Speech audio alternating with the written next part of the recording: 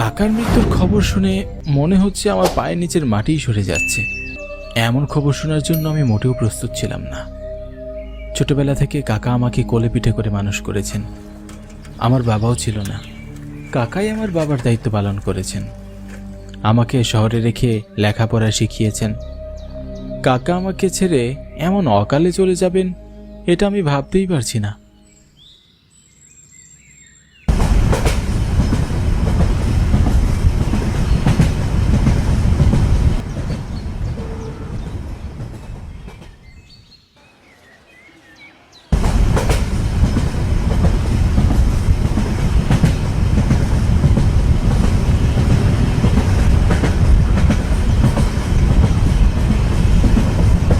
জানি না এত কষ্ট আমি কেমন করে সামলাবো।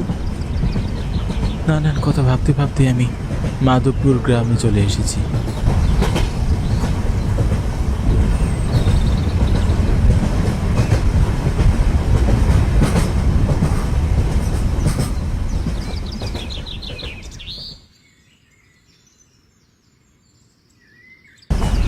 স্টেশন এক প্রকার ফাঁকাই ছিল। আমি ছাড়া স্টেশন আর কেউই নামলো না। রাতের বেলায় এখানে কোনো রিক্সাও পাওয়া যায় না, তাই আমি পায়ে হেঁটে নদীর ঘাটের দিকে যাচ্ছি।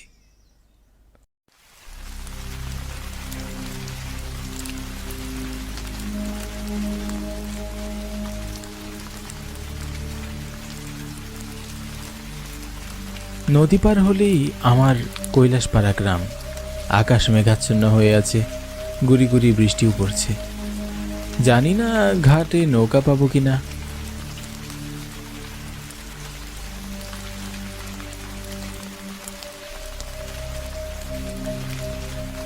বেশ কিছুটা পথ এগিয়ে এসে দেখলাম নদীর ঘাটে কিছু মানুষ জড়ো হয়ে আছে।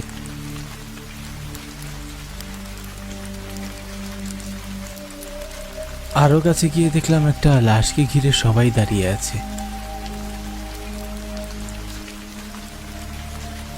দাদা, এটা কার লাশ? এখানে এভাবে ফেলে রেখেছেন কেন?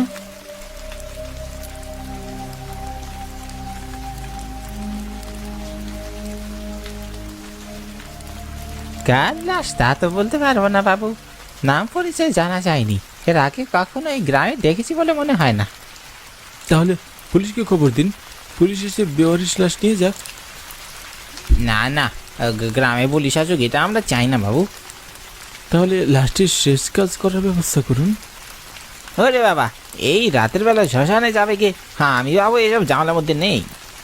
কি আশ্চর্য, লাশটা যদি আপনার পরিবারের হতো তাহলে কি এমনটা করতে পারতেন? বেওয়ারিশ লাশ বলে কি এই লাশের শেষ কাজ সম্পন্ন করা হবে না? ঠিক আছে, আমি এই লাশের শেষ কাজ করছি। মাঝি ভাই, চলুন, আমাকে শ্মশান ঘাটে নিয়ে যান। ও মা গো, আপনি কি বলছেন বাবু? মাঝরাতে লাশ নিয়ে আমি শ্মশান ঘাটে যাবনি। না না, আমি পাবনি। বড় আজব মানুষ তো আপনারা, লাশের শেষ কাজও করাবেন না, শ্মশান ঘাটেও নিয়েও যাবেন না। তাহলে কি লাশটা এখানে পড়ে থাকবে? চলুন বাবু, আমি আপনাকে নিয়ে যাচ্ছি। মাঝের কথা শুনে আমার মনটা আনন্দে ভরে গেল। সত্যি দুনিয়াতে এখনো ভালো মানুষ আছে। লাশ নিয়ে আমি তাড়াতাড়ি নৌকায় উঠে বসলাম। লাশটা আপাদমস্তক ঘাটা। এটা কোনো নারীর লাশ নাকি পুরুষের লাশ আমি তাও জানি না। লাশটির শেষ কাজ তাড়াতাড়ি সম্পূর্ণ করে আমাকে বাড়ি ফিরতে হবে। এদিকে সময়ের সাথে পাল্লা দিয়ে বৃষ্টিও বাড়ছে। আমি পুরো ভিজে গিয়েছি।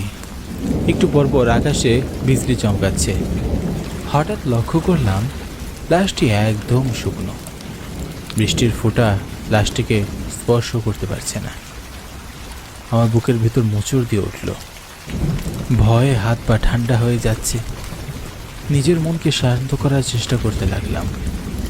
নৌকা যখন ঠিক মাঝ নদীতে আসলো তখন দেখলাম উপর থেকে কিছু কালো ছায়া এসে লাশটির আশেপাশে ঘুরছে।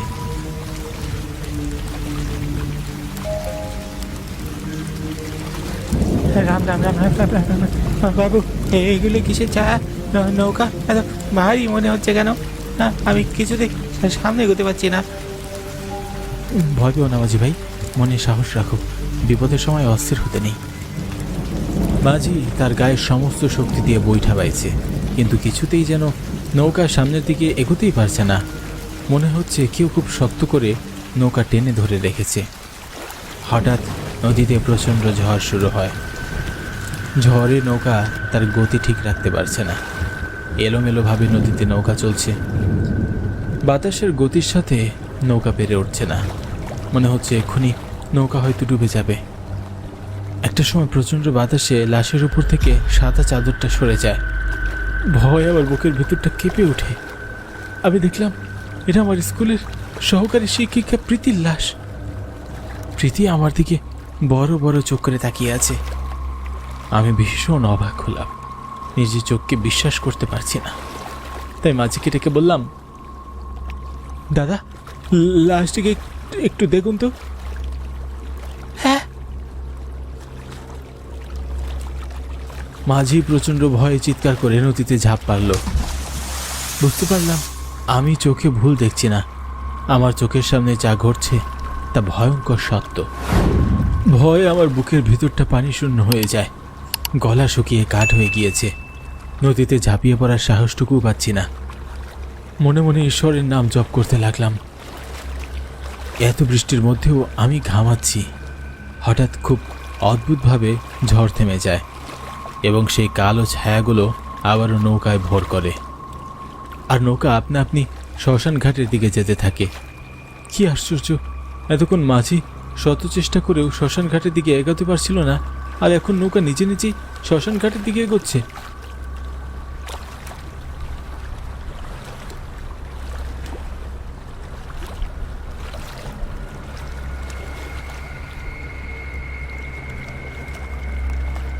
নৌকায় থাকা লাশটির দিকে তাকিয়ে দেখলাম লাশটা চোখ বন্ধ করে আছে।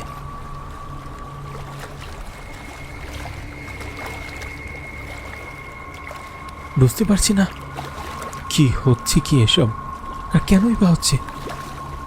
কাকার কথা ভাবতে ভাবতে আমি আমার চোখে ভুল দেখছি না তো?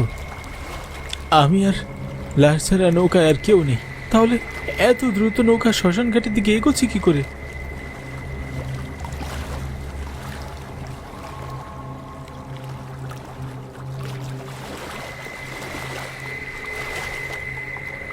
নৌকা শ্মশান ঘাটে থামতেই আমি লাশ ফেলে দৌড়ে পালানোর চেষ্টা করি, কিন্তু লাশটা হিংস্র গতিতে আমার হাত চেপে ধরে। ভয়ে আমি চমকে উঠি। প্রচণ্ড ক্রোধে লাশটার চোখ দুটো লাল টকটকে হয়ে আছে। মনে হচ্ছে তার ক্রোধের আগুনে এক্ষুনি আমি পুড়ে ছাই হয়ে যাব। ভয়ে আমার বুকের ভিতরটা কেঁপে উঠল, হাত পা থরথর করে কাঁপতে শুরু করলো। আমি চিৎকার করে শরীরের সমস্ত শক্তি দিয়ে আমার হাত থেকে সেই হাতটা ছাড়িয়ে দৌড়াতে শুরু করলাম। তখন আবারও ঝড় শুরু হয়। প্রচণ্ড ঝড়ে আমি দিশেহারা হয়ে যাই। আমার বাড়ি ফিরে যাওয়ার পথ খুঁজে পাচ্ছি না, কোন দিকে যাব কিছুই বুঝতে পারছি না। বারবার ঘুরে ফিরে আমি সেই শ্মশান ঘাটে সেই প্রেতাত্মাটার সামনে চলে আসছি, আর প্রেতাত্মাটা খুব ভয়ঙ্করভাবে হাসছে।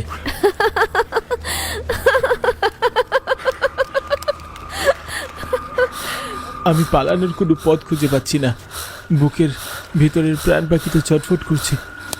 ভয় আমার প্রাণ যায় যায় অবস্থা। মনে হচ্ছে এক্ষুনি বুকের ভেতর থেকে প্রাণ পাখিটা বেরিয়ে যাবে। হঠাৎ প্রেতাত্মাটা আমার সামনে এসে দাঁড়ালো আর খুব কর্কশভাবে বলল, কোথায় পালাবি? তোর পালানোর পথ নেই। আমার থাবা থেকে কিছুতেই তুই বাঁচতে পারবি না।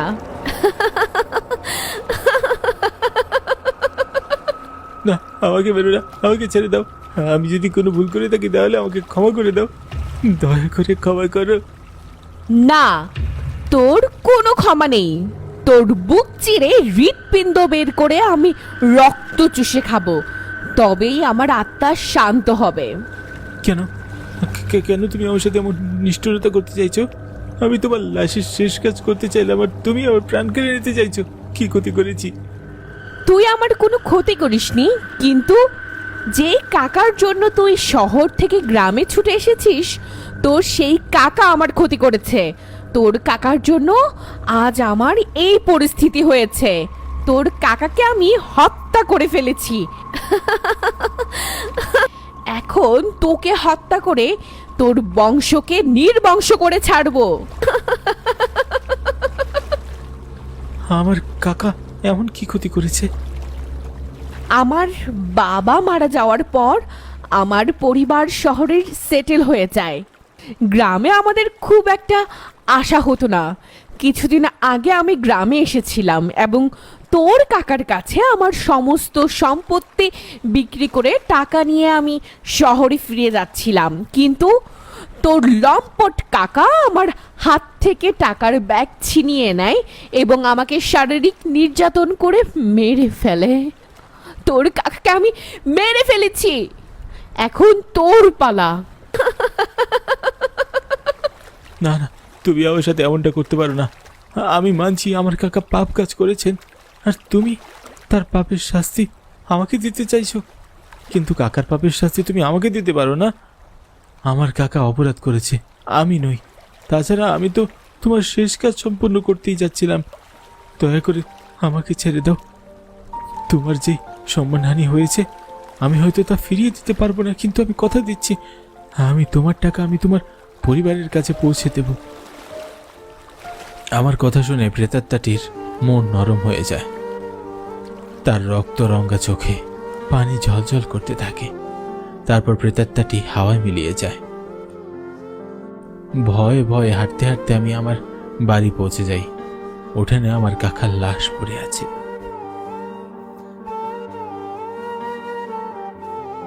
কাকাকে এই অবস্থায় দেখে আমার বুকটা হু হু করে কেঁদে উঠল।